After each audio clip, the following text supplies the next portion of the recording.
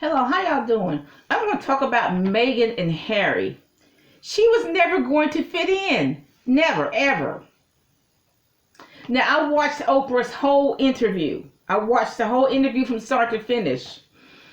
Now, Meghan seemed to hold back tears when she was talking about a lot of different subjects, but particularly when she brought up the issue of her son, when they said, we're concerned about what color he's going to be as he gets older. Now, as a mother, I would tear up too. I would say, look, I don't care about your money. I don't want your money. I don't want your titles. I don't want your position. But why are you picking on my son, who's just a poor little innocent baby? Why are you picking on any baby? We're not going to give him, my impression, not only that I can give the poor little baby, the poor little innocent baby, any kind of protection, any kind of security, but they give all the other royal children protection. But because the baby has some black blood, he's not going to give that baby any protection. Excuse me. Itching, y'all, okay? Now, that's the one time I have seen Oprah absolutely shocked. I've been watching Oprah for 30 years, since she came on in the 1930s. That's the first time I've seen her absolutely shocked. First time I've seen her absolutely shocked. When Meghan said that the royal family said, what color will he be when he gets older?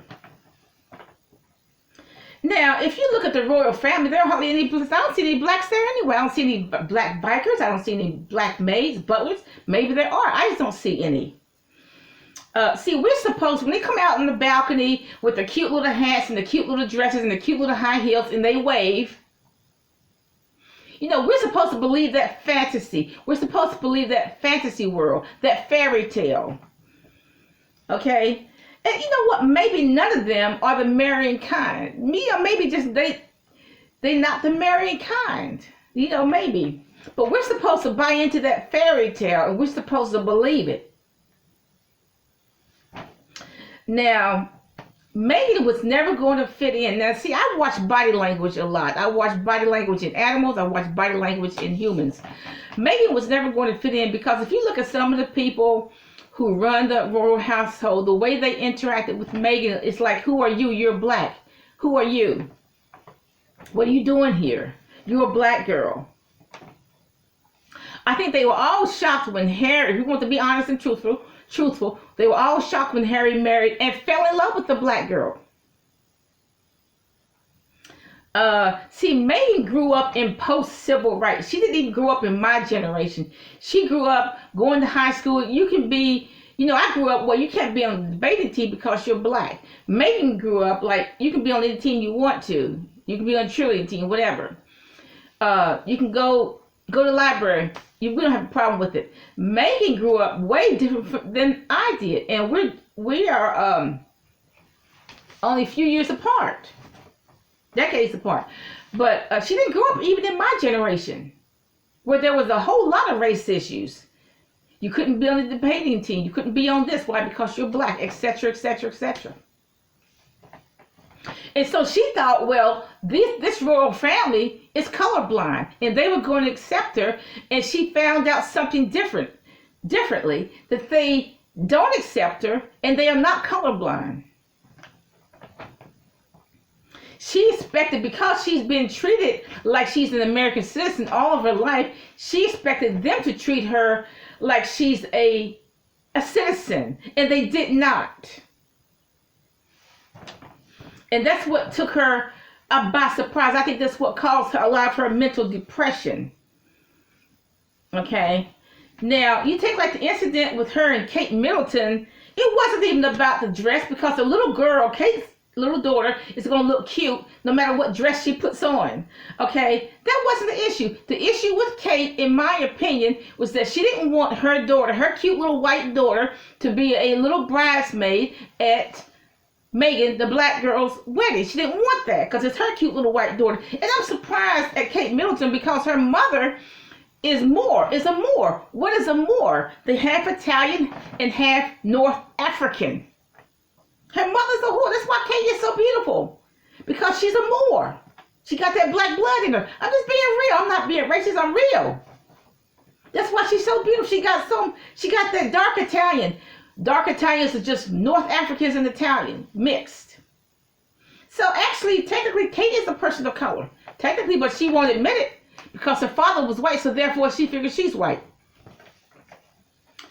Now, they repeat a lot of the same things that they did with Diana.